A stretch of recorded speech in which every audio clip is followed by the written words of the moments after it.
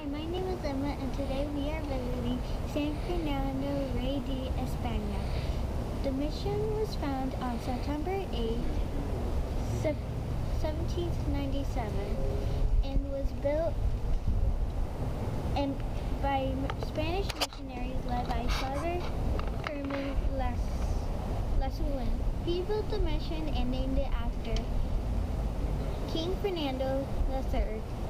It was the 17th mission to be built in California and is located 25 miles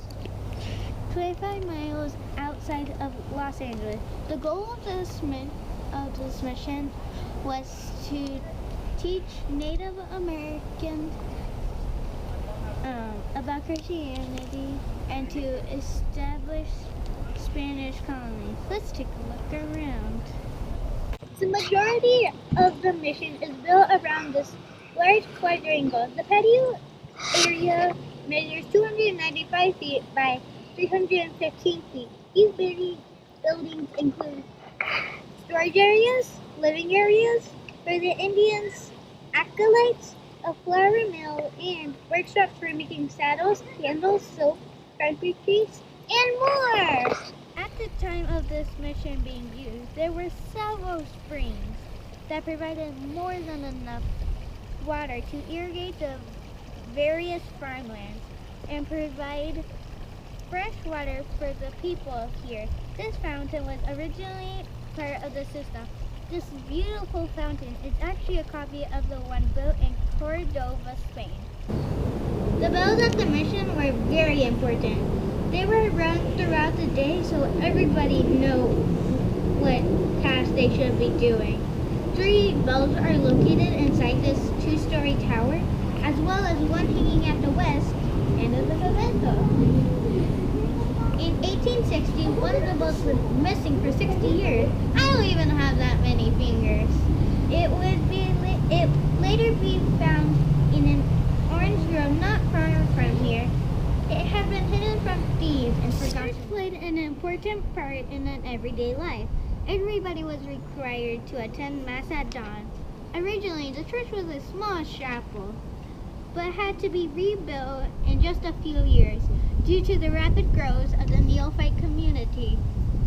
In 1842, treasure hunters heard that there might be gold hidden at the mission, and they came and dug up the floors of the church. The church had to be restored and rebuilt many times due to earthquakes and vandalism as recently as 1996.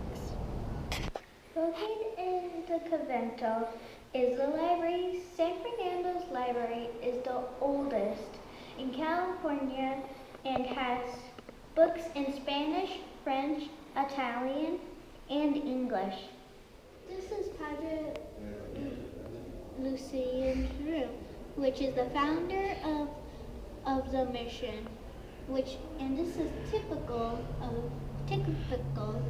monk's room.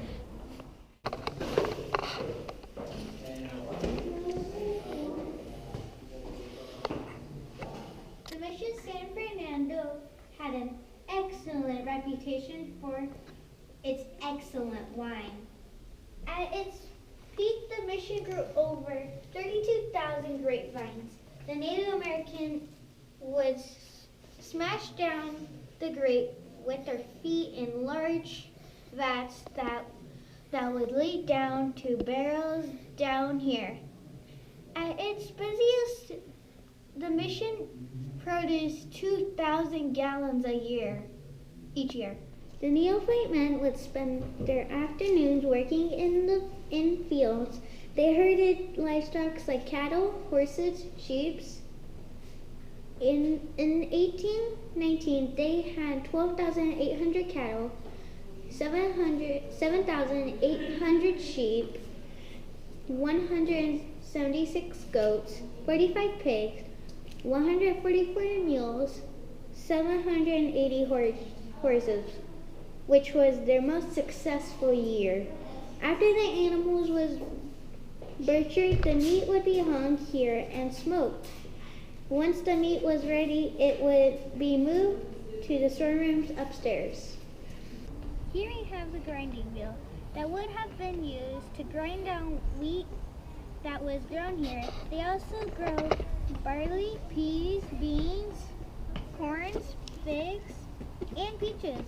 Between 1798 and 1832, the mission harvested over 156,000 bushels of produce. They also had 70 acres of olive trees that they would crush to make olive oil.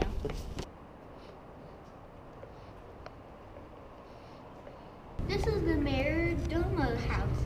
This building was added in 1813. The small building housed the Mayor Domo. This were the European settlers who lived at the mission and would supervise the work that the Indians did.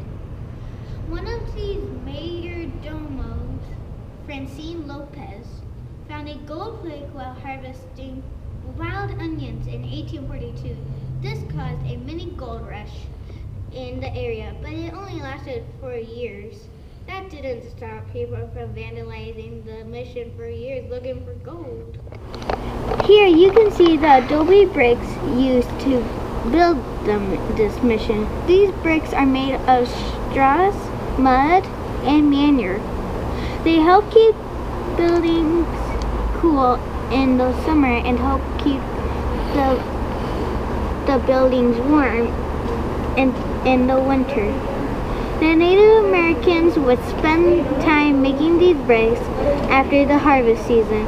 They would also use clay to make tiles. Despite the missionaries' best intentions to help the Indians, many would die. They were exposed to many new diseases like mumps, chickenpox, and the flu. These diseases, a lack of interest in being farmers, as well as mistreatment by the Spanish soldiers, led to the surviving Indians giving up on the missions and going back to their mountain villages. So I hope you learned some new facts about San Fernando Rey de España. I've enjoyed my day here learning about this important part of California history, and I encourage you to come and visit one of these missions if you haven't already. Goodbye.